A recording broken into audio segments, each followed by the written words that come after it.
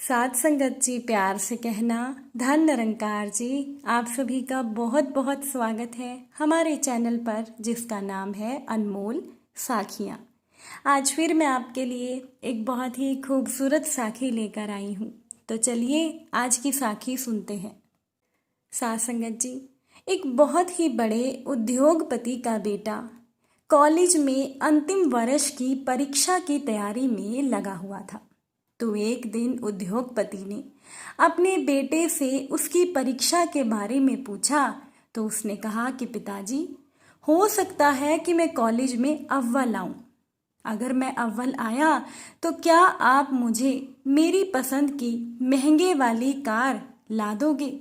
वो कार, वो गाड़ी मुझे बहुत पसंद है।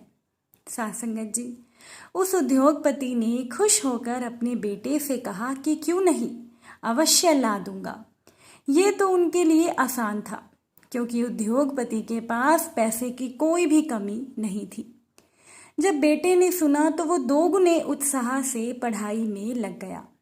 रोज कॉलेज आते जाते वो शोरूम में रखी हुई उस कार को निहारता और मन ही मन कल्पना करता कि वो अपनी मनपसंद गाड़ी चला रहा है।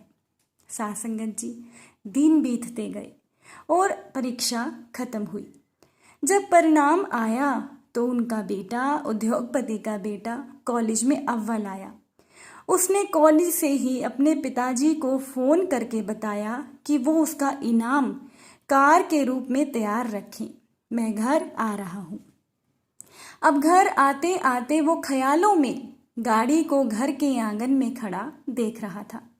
जैसे ही उद्योगपति का बेटा घर पर पहुंचा तो घर पर उसे कोई भी कार नहीं दिखी। वो बहुत ही बुझे मन से अपने पिता के कमरे में दाखिल हुआ। उसे देखते ही पिता ने गले लगाकर बधाई दी और उन्होंने अपने बेटे के हाथ में कागज में लिपटी हुई एक वस्तु थमाई और कहा, लो, ये रहा तुम्हारा उपहार, ये रहा तुम्हारा तोहफा। उद्योगपति के बेटे ने बहुत ही अनमने मन से गिफ्ट हाथ में लिया और अपने कमरे में चला गया।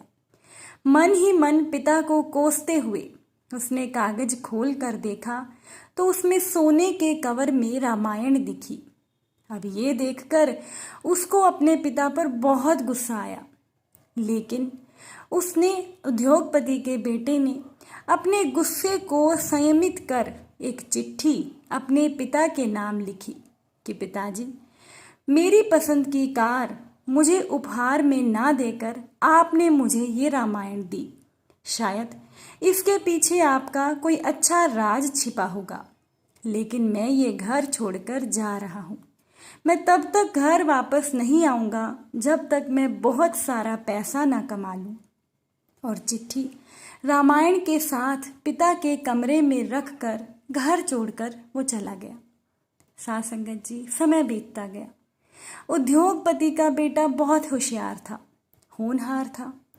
जल्दी ही वो बहुत धनवान बन गया। उसने बहुत तरक्की कर ली, उसने शादी भी कर ली और शान से अपना जीवन जीने लगा। उद्योगपति के बेटे को कभी कभी अपने पिता की याद आ जाती थी। जैसे ही उसे पिता की याद आती थी तो वो बातें सोचता था कि उसके पिता ने उसे उसकी पसंद की कार उपहार में नहीं दी थी और उसकी चाहत पिता से गिफ्ट ना पाने की खीज पर हावी हो जाती। वो सोचता कि माँ के जाने के बाद मेरा इस दुनिया में सिवा मेरे पिता के था ही कौन, और इतना पैसा होने के बावजूद मेरे पिताजी मेरी छोटी सी इच्छा भी पूरी नहीं कर सके। ये सोचकर उद्योगपति का बेटा अपने पिता से मिलने से कतराता था। साथ संगत जी, एक दिन उसको अपने पिता की बहुत याद आने लगी। तो उद्योगपति के बेटे ने सोचा कि क्या छोटी सी बात को लेकर अपने पिता से नाराज हुआ, ये तो अच्छी बात नहीं है। ये सोचकर उसने अपने पिता को फोन लगाया और सोचा कि आज बहुत दिनों के बाद पिता से बात करूंगा। ये सोचते ही धड़कते दिल से उसने रिसीवर थामा और खड़ा रहा कि तभी सामने से उसके पिता के नौकर ने फ़ोन उठाया और बताया कि मालिक तो 10 दिन पहले ही स्वर्ग सिधार गए और अंत समय तक तुम्हारे पिता तुम्हें याद करते रहे और रोते हुए चल बसे। जाते जाते तुम्हारे पिता कह गए थे कि अगर मेरे बेटे का फ़ोन आए तो उसे कहना कि आकर अपना कारोबार संभाल ले। तुम्हारा कोई पता नहीं होने से हम तुम्हें सूचना नहीं दे पाए। साथ संगत जी, ये जानकर उद्योगपति के बेटे को बहुत दुख हुआ। वो दुखी मन से अपने पिता के घर पर रवाना हुआ। घर पहुंचकर पिता के कमरे में जाकर उनकी तस्वीर के सामने रोते हुए रुंधे गले से उसने पिता का दिया हुआ उपहार रामायण को उठाकर माथे पर लगाया और उसे खोलकर देखा। पहले पन्ने पर पिता द्वारा लिखे वाक्य पढ़े, जिसमें लिखा था, मेरे प्यारे बेटे, तुम दिन दुनी रात चौगनी उन्नति करो, तरक्की करो और साथ ही साथ मैं तुम्हें कुछ अच्छे संस्कार दे पाऊं। ये सोचकर मैं तुम्हें रामायण दे रहा हूँ। पढ़ते वक्त उस रामायण से एक लिफाफा सरक कर नीचे गिरा, जिसमें उसी गाड़ी की चाबी और नगद भुगतान वाला बिल रखा हुआ था। अब ये देखकर उनके बेटे को बहुत दुख हुआ और वो जमीन पर गिरकर रोने लगा। साथ संगत जी, बहुत बार ऐसा होता है कि हम हमारा मनचाहा उपहार हमारी पैकिंग में ना पाकर उसे अनजाने में खो देते हैं।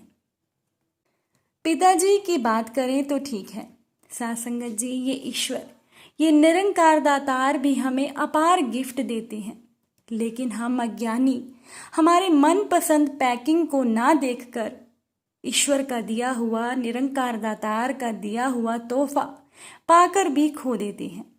हमें अपने माता पिता के प्रेम से दिए हुए ऐसे अनगिनत उपहारों का प्रेम से सम्मान करना चाहिए और माता पिता का धन्यवाद करना चाहिए।